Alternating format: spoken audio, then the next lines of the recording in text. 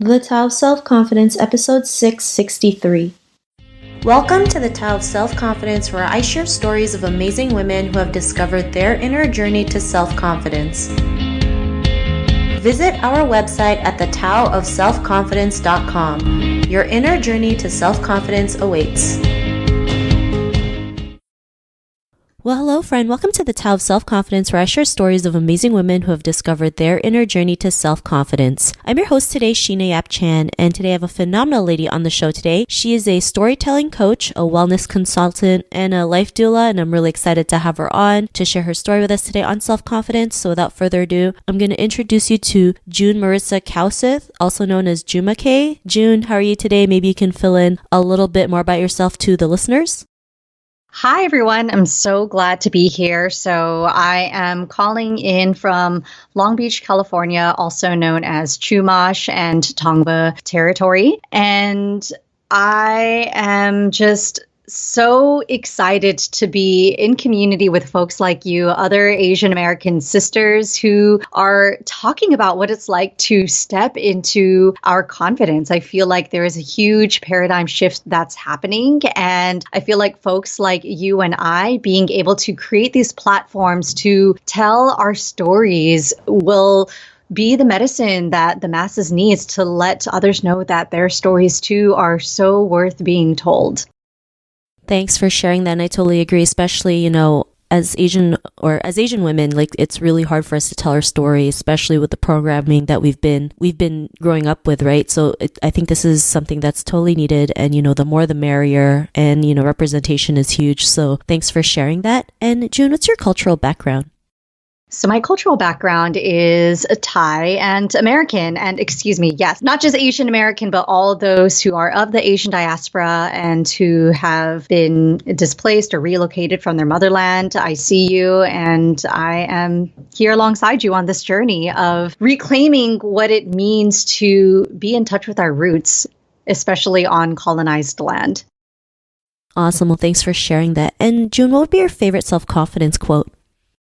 So one of my favorite self-confidence quotes is by Grace Lee Boggs, who, if you are familiar with her work, she mostly has done organizing in the Detroit area and was one of the very first Asian American activists who I learned about. And what I love so much is that if you are familiar with the term Asian American and its origins, it actually started in the civil rights movement as a way to stand in solidarity with our Black siblings and also to address anti-Blackness. And so what she says is that a revolution that is based on the people exercising their creativity in the midst of devastation is one of the great historical contributions of humankind. And the reason why I think that that is so important is because I feel like we can get so caught up in what's not working or wanting to dismantle systems that are not serving us. And I think one of the most revolutionary things we can now do is imagine what is possible, envision what an alternative is like, and then do the work to get there.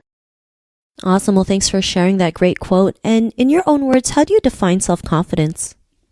So confidence, first of all, is something that I feel many of us are born with when we come into this world, but because of societal conditioning and also because of the stories that adults have told us as young people, it's something that gets diminished along the way. I recently saw a study that said that 4-year-olds are at a genius level. And why is it that we lose that? So I feel like confidence is actually a muscle that we get to exercise by doing the things that terrify us the most. We gain confidence by flexing our fear. So if confidence is something you are lacking, what is one thing you can do that terrifies you today, that scares you, that stretches you, but doesn't stress you?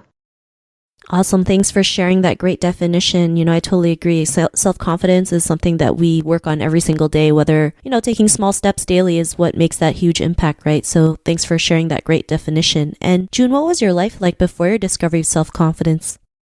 So I'm still on that journey every single day. I want to first acknowledge that the journey and discovery to self-confidence is not a destination. It is an everyday process. But I can say that before even tapping into what self-confidence felt like for me, I was stuck in these old victim narratives of feeling like I'm not good enough, I'm not pretty enough, I'm not smart enough, nobody cares what it is I have to say. And I felt like I was constantly finding excuses that I now know are not just rooted in limiting beliefs, but are essentially internalized oppression that were holding me back from stepping into the mentor, the teacher, the parent, the older sibling who it is I needed when I was younger. So I feel like before I depended on other people's validations, and now I get to be my own best friend. I get to look at myself in the mirror and say, you are doing so well. Congratulations. Keep going. It's okay.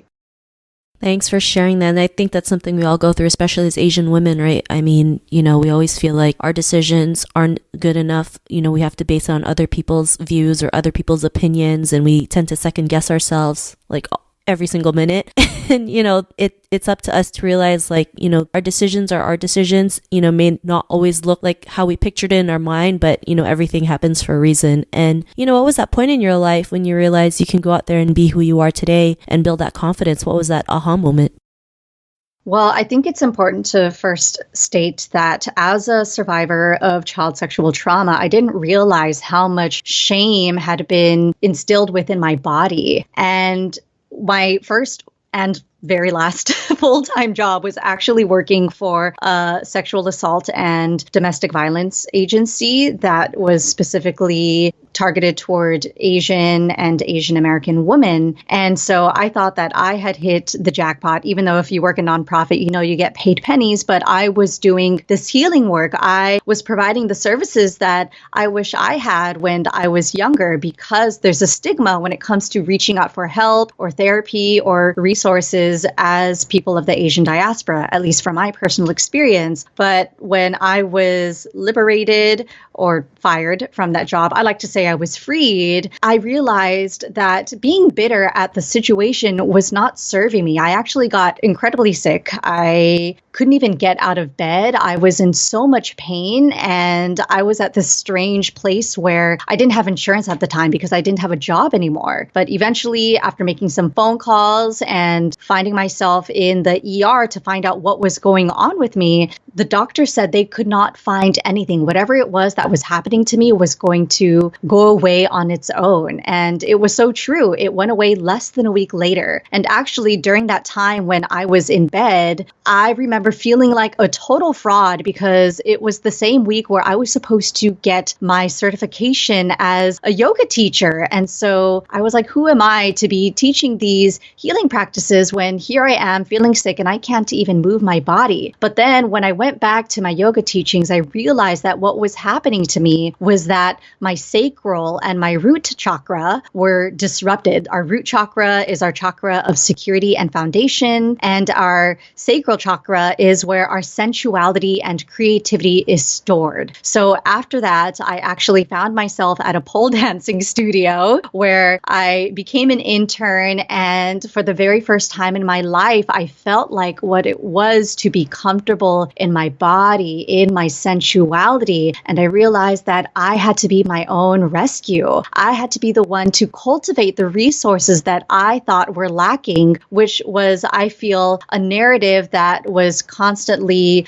fed to me and so many people, especially who work in nonprofit groups. And I feel like nonprofits can be great. And also, how is it that we can, again, be the assets that we think are lacking in our communities? And so after that, instead of focusing on how I was Asian and I was too brown or I was too loud, instead of seeing those things as a weakness or being a woman, I started to tap in those as strengths. And now I feel so fired up to empower others to also reframe the stories they've been telling ourselves. So I coach people into becoming more embodied speakers, but all of that begins with the narratives that we have instilled in our bodies. So how is it that we can work with those stories that are creating stagnation within us, tell ourselves new stories, and then release that out into the world to create a new reality and to be a part of the paradigm shift that is happening right now? And also, how is it that I can tap into my ancestral wisdom to recognize how resourceful my people have always been?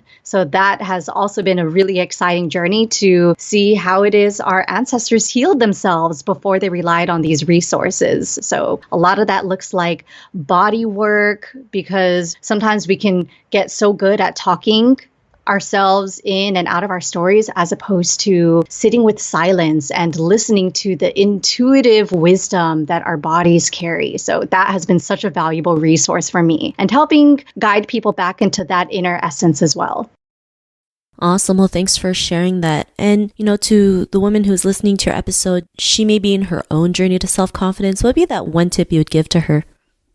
So the one tip I would give is to find mentors. I feel like there is so much talk around what it means to be an independent woman, and that is an identity that I no longer carry for myself. I realize that today I am an interdependent being, and I need my other sisters, I need my other siblings to thrive. We are not meant to do this alone. So also, it is important to be comfortable with our own company, and as you strengthen your own muscle to be your own best friend, how is it that you can surround yourself with other people who will cheer you on, who will also be on this journey with you and lift you higher? So look at the 5 people you are surrounding yourself with. Are they folks that bring you joy? Do they fill your cup? And if not, just know that when you go outside of your comfort zone, outside of your community, to be a part of other circles that are all about creation and envisioning what's possible, and about celebration and collaboration over competition, your life will radically change.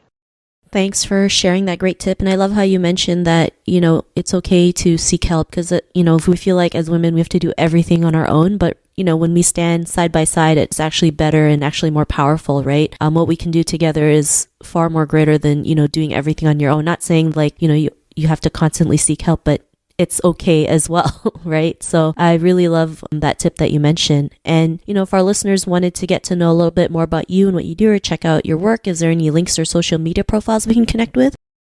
Absolutely. So I've been working on this project called Your Story Medicine. And if you go to yourstorymedicine.com, at the time you're listening to this, you'll either see the old or the new lineup, where I get to interview mostly women and people of color about their own journey towards resilience, and how is it they are speaking their truth today, leading heart-centered workshops, and becoming the author of their own life. So if you go there, you can also get connected directly to my own personal website, which is Jumakae.com. And just for context, Jumakae is my first and middle last name combined, and that's spelled Jum as in Marisa A Kae.com. And you can also find me there on Instagram. And I'm so excited to get connected to you and hopefully inspire you to eventually tell your own stories and to carve your own path, and to recognize that I am in partnership with you. We are partners of each other's liberation. So let's play. Awesome. Well, thanks for sharing that. And to our listeners, if you want to connect with June, you can also head on over to the taoofselfconfidence.com and search for June's name. Her show notes will pop up along with everything else that we talked about. And I really just want to thank June today for taking the time to share her story and tips with us on self-confidence. So thank you so much, June. Thank you so much for having me. Not a problem. It was really great having you on the show. And to our listeners, be on the lookout for another new episode of another amazing woman's journey to self-confidence. And we'll talk to you soon. Bye for now. Thank you for tuning in to another amazing episode of The Tao of Self-Confidence. Get your free audiobook by visiting our website at thetaoofselfconfidence.com. Your inner journey to self-confidence awaits.